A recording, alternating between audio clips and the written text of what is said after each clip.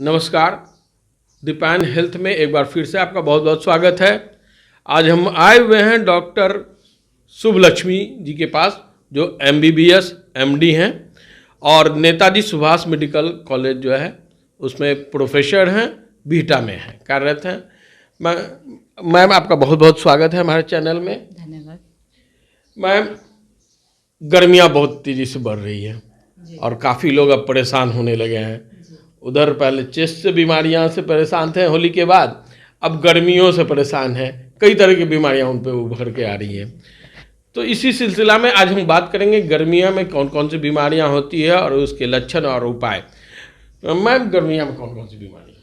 सबसे पहले तो सारे दर्शकों को मेरा नमस्कार। डॉक्टर शुभ लक्ष्मी, अभी बीटा मेडिकल कॉलेज में मैं असिस्टेंट प्रोफेसर में कार्यरत हूँ और कंकड़बाग स्थित प्राइमेड डायग्नोस्टिक की प्रोपराइटर भी हूँ।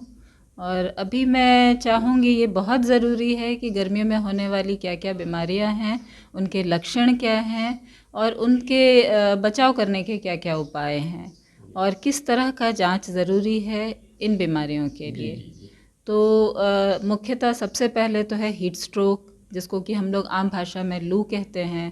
दूसरा बात है कि डिहाइड्रेशन, यानी कि नमक की कमी, शरीर में पानी की कमी, इलेक्ट्रोलाइट इम्बैलेंस, ये सब हो सकता है। कई बार इन इम्बैलेंस के कारण ब्लड प्रेशर में भी कमी आ सकती है। तीसरी है पीलिया या जॉन्डिस जिसको कहते हैं, हेपेटाइटिस के साथ भी ये देखा गया है। इसके अलावा टाइफॉइड, पेचिस, डायरिया, ये सब भी अन्य बीमारियां हैं जो गर्मियों में आमतौर पर देखी जाती हैं। इसके अलावा बच्चों में कई बार एपिस्टैक्सिस, यानी कि नाक से खून आना भी देखा गया है। तो इन सभी बीमारियों के बारे में मैं एक एक करके विस्तार बताना चाहूँगी। सबसे पहला तो है कि डिहाइड्रेशन, यानी कि पानी का कमी। तो इसके लिए है कि जैसे ही मरीज़ ये या आम तौर पर लोग जब बाहर धूप में रहते हैं, गर्मियों में रहते हैं, तो उस वक्त ये होता है कि अधिक गर्मी होने के कारण शरीर से पानी पसीना के द्वारा ये निकल जाता है, नमक निकल जाता है, जिसके कारण ब्लड प्रेशर में भी कमी आ जाती है। उसके अलावा देखा गया है कि मरीज़ वो कई बार बेहोशी की हालत में भी आ जाते हैं जब एक्सट्रीम डिहाइड्रेशन होता है।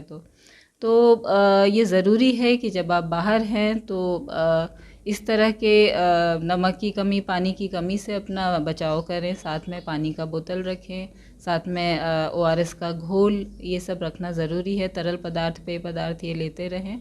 और ये ज़रूरी है कि हीट स्ट्रोक से अपने आप को पूरी तरह से कवर करके रखें, जैसे कि कपड़ा है, फुल स्लीव्स कपड़े पहने, लूज़ फिटिंग सूती कपड़े पहने, ये सब ज़रूरी है। दूसरा है जॉन्डिस या पीलिया, इससे कैसे बचाव कर सकते हैं।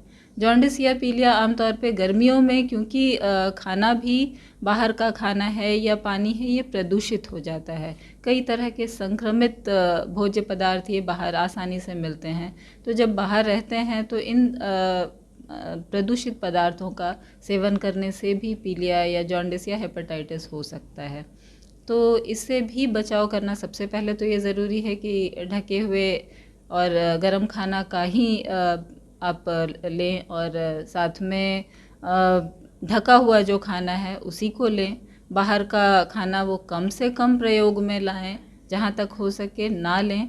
और तीसरा है एपिस्टैक्सिस, यानी कि बच्चों में, आमतौर पे स्कूल के बच्चे, इन लोगों में देखा जाता है कि नाक से कई बार खून आने लगता है जब वो खेल रहे होते हैं धूप में या मैदान में बाहर रहते हैं। तो अचानक तेज़ गर्मी के कारण या हाई प्रेशर में नाक से ब्लीडिंग हो जाती है। तो ऐसे स्थिति में भी आपको बच्चों को ये हिदायत देना चाहिए, खास करके अभिभावकों को ये हिदायत देना चाहिए बच्चों को, कि आप साथ में पानी का बोतल, ORS, ग्लूकोज रखें। जब गर्मियों में खेल रहे हैं तो कैप और सूती कपड़े पहने रहें। उसके अलावा अगर इस तरह का ब्लीडिंग होता है तो तुरंत नाक के ऊपरी भाग, यानी कि इस एरिया को लिटिल्स एरिया बोलते हैं, तो इसको पूरी तरह से पिंच करके रखें। नाक का जो श्वास नली है उसको खुला रखें, बस ऊपर की तरफ एक बार तेज़ी से पिंच कर लें और इसको दाब करके रखें। और जहाँ तक हो सके सिर को ऊंचा करके थोड़ा सा लेटने की पोजीशन में आ जाएं, तो इससे भी बचाव हो सकता है। अधिक अगर ब्लीडिंग हो रही है तो तुरंत ही अस्पताल या चिकित्सक का परामर्श लें। और आखिरी में है टाइफॉइड यानी कि मियादी बुखार। ये भी इन गर्मियों के इसमें बहुत ज़्यादा तेज़ी से देखा गया है। जो टाइफॉइड है या मियादी बुखार, इसके फैलने का जो मुख्य कारण है वो है प्रदूषित खाना या पानी। फीको ओरल रूट कहते हैं, यानी कि ऐसा खाना या पानी जो कि मक्खियों के द्वारा किसी भी तरह का शौचालय या शौच के नाला का पानी है या संक्रमण है, ये सब के कारण खाना प्रदूषित या पानी प्रदूषित हो सकता है, जिसके कारण टाइफॉइड जैसे जब भी मरीज़ इस तरह के खाना या पानी से संपर्क में आते हैं तो टाइफॉइड या मियादी बुखार ये हो सकता है, जिसके लक्षण है तेज़ बुखार होना, पेट में दिक्कत आना, पेट में दर्द होना, मतली होना या फिर डायरिया के साथ भी ये अपना रूप दिखाता है। तो ये ज़रूरी है कि सही समय पे इसका भी जांच करें, ब्लड के द्वारा इसका जांच करवाएं और उसी हिसाब से फिर दवा चलती है। तो कौन सी जांच करानी पड़ती है सर मैम? टाइफॉइड के लिए तो विडाल टेस्ट, पहला विडाल टेस्ट जो है ये जब बुखार का 5 दिन हो जाता है तभी हालांकि ये पॉजिटिव पाया जाता है, लेकिन इसको कराया जा सकता है। तुरंत कराने के लिए टाइफी.IgG/IgM का जांच है जो कि ब्लड के द्वारा होता है, इसका भी कराना चाहिए। दूसरा है कि जो कंप्लीट ब्लड काउंट है वो कराना चाहिए, उससे जो चिकित्सक हैं वो एक अंदाज़ा लगा लेते हैं किस तरह का संक्रमण है, किस तरह का इन्फेक्शन है, उसके हिसाब से वो एंटीबायोटिक या बाकी का उपचार वो प्रिस्क्राइब करते हैं। और कई बार स्टूल एग्जामिनेशन या स्टूल कल्चर भी करना पड़ता है, ये जानने के लिए कि टाइफॉइड का कीटाणु किस जाति का है। तो देखा मैम ने बताया कि गर्मियों के दिन में कितने तरह की बीमारियां होती है, हीट स्ट्रोक हो जा रहा है, डायरिया है, बच्चों में नाक से ब्लड आ जाना होता है, टाइफाइड हो जाता है। ये मैम ने बहुत सारी उपाय बताई हम गर्मियों में कैसे बचें, खान पान के बारे में भी बताया, शरीर को कैसे ढके उसके भी बारे में बताया, लेकिन सबसे ज़्यादा इम्पोर्टेंट जो है जिससे हम देख सकते हैं, देखते हैं लोग, वो आँख है।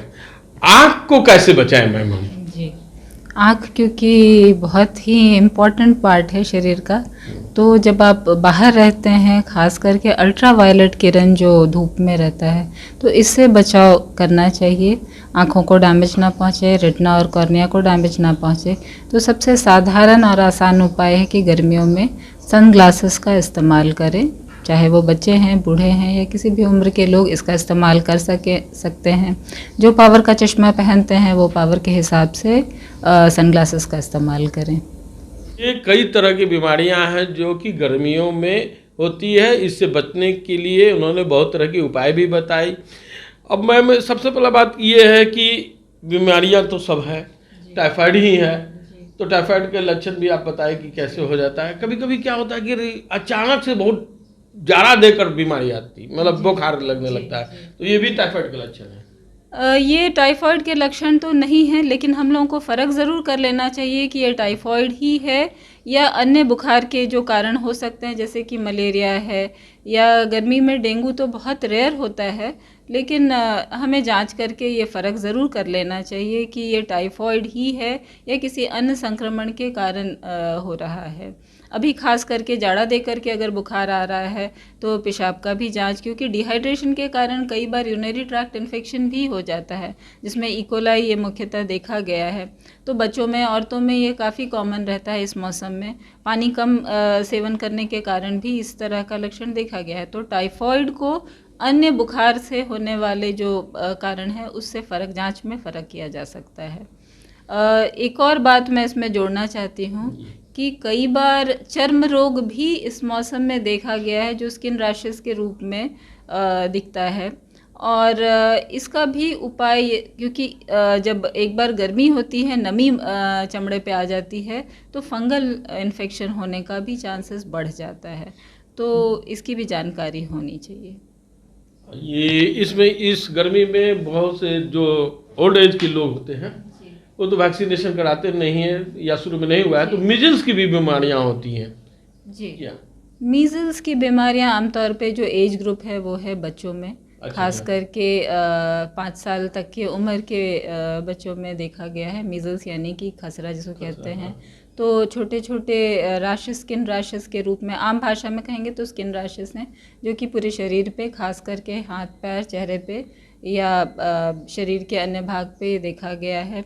मीज़ल्स के साथ चिकन पॉक्स भी बड़े लोगों में, जो उम्र में बड़े हैं उन लोगों में देखा गया है। तो उसकी पहचान है कि मुंह में छाला या एक तरह का अल्सर कहेंगे जो कि देखा गया है।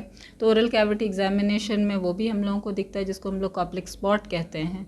तो ये फ़र्क किया जा सकता है कि चिकन पॉक्स है या मीज़ल्स है उनके उम्र के हिसाब से और किस तरह का प्रेजेंटेशन है। तो मीजल्स बच्चों में ही खास करके होता है जी जी, बड़े में। अच्छा, ये जो चकता चकता मतलब दाग जो हो जाता है गर्मियों में, जैसे बाहर निकले या अंदर आए ठंडा गर्म से, तो ये दाग हो जाती है, तो उसको क्या कहते हैं और उसका कैसे उपाय? जो दाग आप देख रहे हैं, अगर रिंग की तरह बना हुआ है, रिंगवर्म इन्फेक्शन से, यानी कि फंगल इन्फेक्शन है, फफूंदी जिसको कहते हैं आम भाषा में, खास करके टीनिया ग्रुप का जो फंगल इन्फेक्शन है, ये काफ़ी गर्मियों में पाया जाता है, जिसमें कि चकते चकते लाल चकते पूरे शरीर में दिखते हैं, खुजली के साथ होते हैं, स्केल की जैसा चमड़ा निकलता रहता है।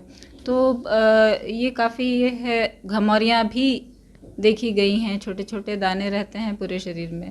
तो जो इसका बचाव है वो है कि पानी अधिक लें, और जहाँ तक हो सके नमी को कम करने के लिए टैल्कम पाउडर या प्रिकली हीट पाउडर का इस्तेमाल करें। एंटी फंगल डस्टिंग पाउडर्स आजकल मेडिकल स्टोर्स में अवेलेबल हैं, तो वो भी आप उसका इस्तेमाल कर सकते हैं। तो देखा कि गर्मियों के दिनों में क्या कौन कौन सी बीमारी होती है, उनके क्या लक्षण हैं, उनके क्या उपाय हैं, सब मैम ने बताया है। और सिर्फ अमल करने की आपकी ज़रूरत है। आप गर्मी से बाहर निकले तो पूरा पानी पीकर निकले, अपने आप को ड्राई रखने की ज़रूरत नहीं है, और बाहरी फूड, जंक फूड है, इस सबसे अवॉइड करें। मैम समय तो हो रहा है, अब जाते जाते कुछ संदेश हमारे दर्शकों को दे, जो कैसे बच सकते हैं। गर्मी क्योंकि अगर बच्चों के एज ग्रुप को देखा जाए तो समर वेकेशन का टाइम भी रहता है, जिसमें कि लोग एंजॉय करना चाहते हैं। छुट्टी, बच्चों की छुट्टी रहती है, अभिभावक भी चाहते हैं कि एंजॉय करें पूरी तरह से, बिना बीमारी के, बिना किसी कैजुअल्टी के। तो एंजॉय करें, पानी, जूसेस, तरल पदार्थ जितना हो सके लें, सूती कपड़े पहने और अपने खान पान पे ध्यान दें। अभी हम बात कर रहे हैं डॉक्टर शुभलक्ष्मी से, जिन्होंने गर्मियों से बचने के काफ़ी ढेर सारे उपाय बताए। एक उपाय और इनसे पूछना है कि खान पान में क्या वो करें, कैसा परहेज रखें, क्या खाएं, इसके बारे में कुछ बताएं। जी, खान पान में सबसे ज़रूरी है कि जो फल हैं, खास करके सिट्रस ग्रुप के जो फल हैं, जैसे कि नींबू है, संतरा है, पपीता है, मौसमी, इन चीज़ों का सेवन अधिक से अधिक करें। सलाद का सेवन करें, खास करके मधुमेह के रोगी ये सलाद का सेवन करें। जहाँ तक हो सके अपने आप को पूरी तरह से हाइड्रेटेड रखें, और ORS और अन्य जूस, घर में आम पन्ना ये जो बनाया जाता है, ये गर्मी लू के लिए बहुत उचित माना जाता है। तो काफ़ी पुराना घरेलू नुस्खा, इसका इस्तेमाल भी अधिक से अधिक करें और अपने शरीर का नमक और पानी का संतुलन बनाए रखें। अपने खान पान पर ध्यान दें, सूती कपड़े पहने, जितना मैम ने बताया उतना ध्यान देंगे तो आप गर्मियों में बच जाएंगे, हमारी उम्मीद है। और इसी के साथ लेते हैं हम अलविदा करते हैं आपसे। अगर ये कार्यक्रम हमारा अच्छा लग रहा है तो आप इसे सब्सक्राइब करें, कमेंट करें, जो मैम बताई हैं कि इतना उचित लग रहा है उस पर भी कमेंट कर सकते हैं, और लाइक करें। धन्यवाद।